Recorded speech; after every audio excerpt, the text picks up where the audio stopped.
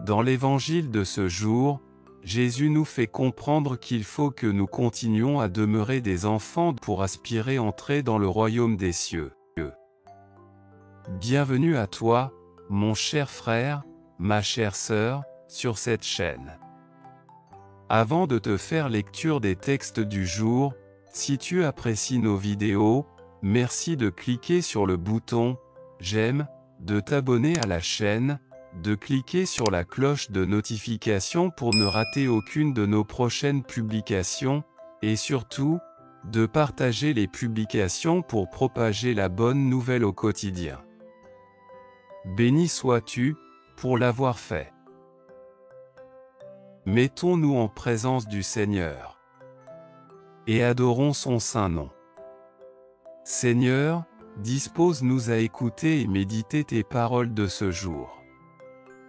Amen. Lecture du jour. Lecture du livre du prophète Ézéchiel. Chapitre 2, du verset 8 au chapitre 3, verset 4. Écoutons. La parole du Seigneur me fut adressée, toi, fils d'homme, écoute ce que je te dis. Ne sois pas rebelle comme cette engeance de rebelles. Ouvre la bouche, et mange ce que je te donne. Alors j'ai vu, une main tendue vers moi, tenant un livre en forme de rouleau. Elle le déroula devant moi, ce rouleau, était écrit au-dedans, et au-dehors, rempli de lamentations, plaintes et clameurs.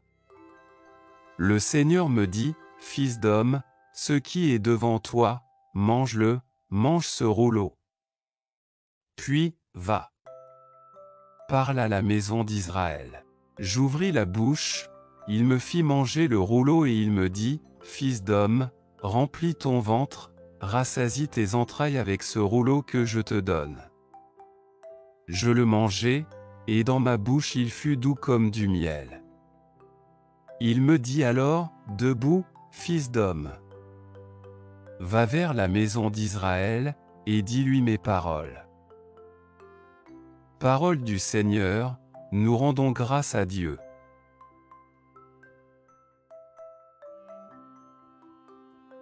Psaume responsorial. Vous répondrez. Quelle est douce à mon palais, ta promesse. Je trouve dans la voie de tes exigences plus de joie que dans toutes les richesses. Je trouve mon plaisir en tes exigences, ce sont elles qui me conseillent. Quelle est douce à mon palais, ta promesse. Mon bonheur, c'est la loi de ta bouche, plus qu'un monceau d'or ou d'argent. Quelle est douce à mon palais, ta promesse, le miel a moins de saveur dans ma bouche. Quelle est douce à mon palais, ta promesse. Tes exigences resteront mon héritage, la joie de mon cœur. La bouche grande ouverte, j'aspire, assoiffé de tes volontés. Quelle est douce à mon palais, ta promesse.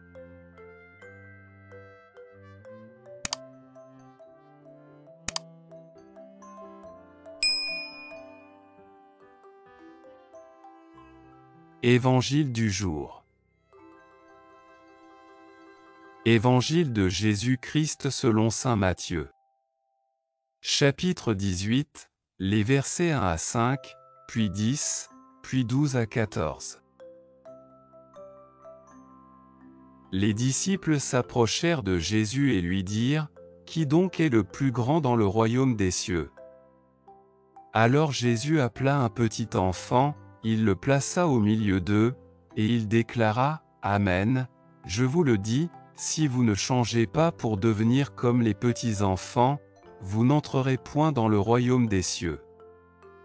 Mais celui qui se fera petit comme cet enfant, c'est celui-là qui est le plus grand dans le royaume des cieux. Et celui qui accueillera un enfant comme celui-ci en mon nom, c'est moi qui l'accueille. Gardez-vous de mépriser un seul de ces petits, car, je vous le dis, leurs anges dans les cieux voient sans cesse la face de mon Père qui est aux cieux. Que pensez-vous de ceci? Si un homme possède 100 brebis et que l'une d'entre elles s'égare, ne laissera-t-il pas les 99 autres dans la montagne pour partir à la recherche de la brebis égarée? Et, s'il parvient à la retrouver, Amen, je vous le dis, il se réjouit pour elle plus que pour les 99 qui ne se sont pas égarés. Ainsi, votre Père qui est aux cieux ne veut pas qu'un seul de ses petits soit perdu. Acclamons la parole de Dieu, louange à toi Seigneur Jésus.